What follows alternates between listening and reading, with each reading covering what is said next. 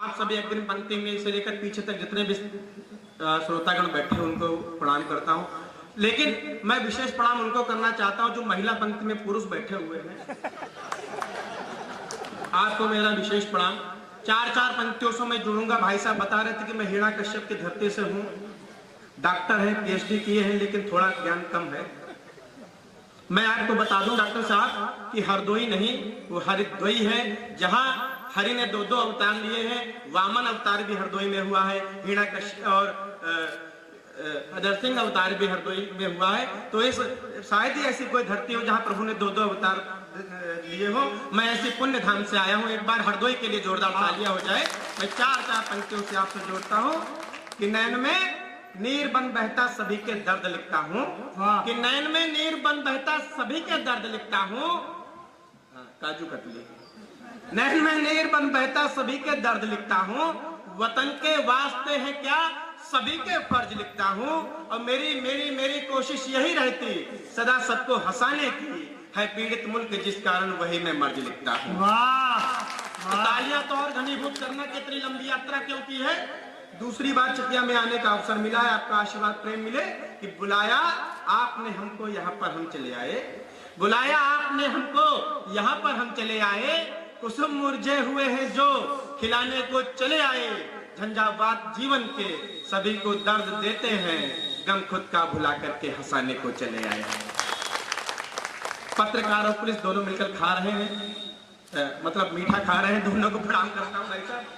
मेरी नजर बहुत अच्छा। पुलिस आदरणीय ने कहा कि पुलिस दोषी नहीं होती है। हकीकत है हमारा नजरिया पुलिस के प्रति गलत है। मैं ये बात सिद्ध कर दूंगा। एक व्यक्ति को, एक गरीब व्यक्ति को 40,000 रुपए की प्रेम भैया आवश्यकता थी। उसने एक चिट्ठी में लिखा कि हे ईश्वर मुझे 40,000 रुपए चाहिए, और उसने गैस वाले गुब्बारे में बांधा।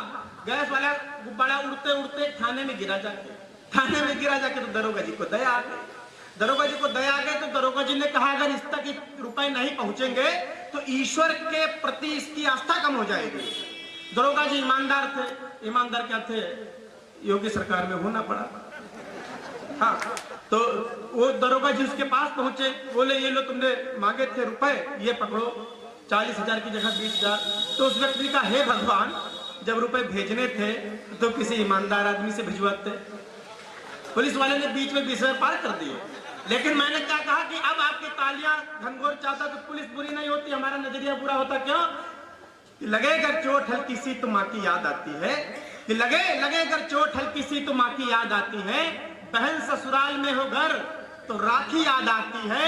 और कहने को भले कह ले यहाँ पर कोई भी कुछ भी, सताए कोई घर हमको तो खाकी याद आती है।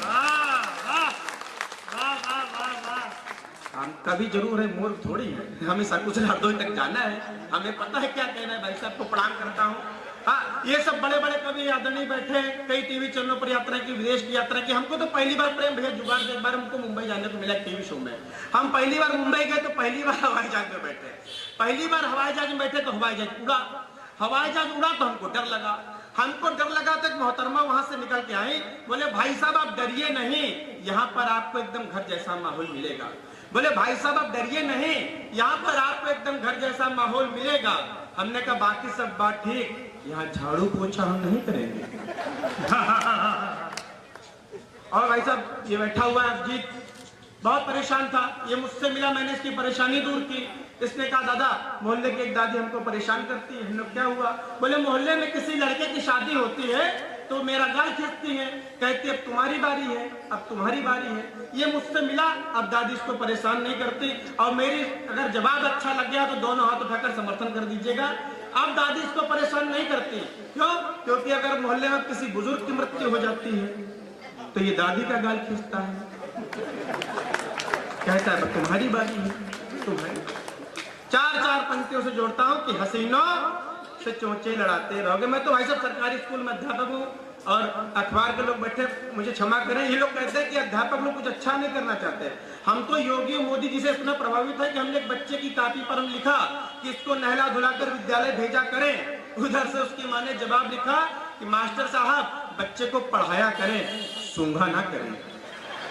तो हाँ भाई साहब ये स्थिति हो जाती है। पत्रकारों को विशेष प्रणाम करता हूँ। इनकी मैं बता रहा हूँ आपको अच्छी लगे तो आप ठाकुर को तालियों परिवर्तित कर देना ताकि लगे मुझे कितनी देर तक यहाँ पर रुकना है। पत्रकार लोग मुझे क्षमा करें, इनकी पुरुष वर्ग के प्रति इनकी दृष्टि बड़ी नकारात्मक होती है। चकिया में अगर नवंबर में भी कोई लड़की दुपट्टा ओढ़ के निकल जाए तो लिखेंगे चकिया में ठंड के गर्मी का कहर। अगर कोई पुरुष निकल जाए तो यही छापेंगे, चकिया में एक संदिग्ध युवक धरा गया। तो ये स्थिति होती है। 4-4 पंक्तियां पढ़ता हूं कि हसीनों से चोंचे लड़ाते रहोगे, कि हसीनों से चोंचे लड़ाते रहोगे, कमाई पिता की उड़ाते रहोगे, और हासिल ना होगा तुम्हें मजरूआ कुछ, मोहब्बत में जूते ही खाते रहोगे। बहुत बहुत प्रणाम करता हूं।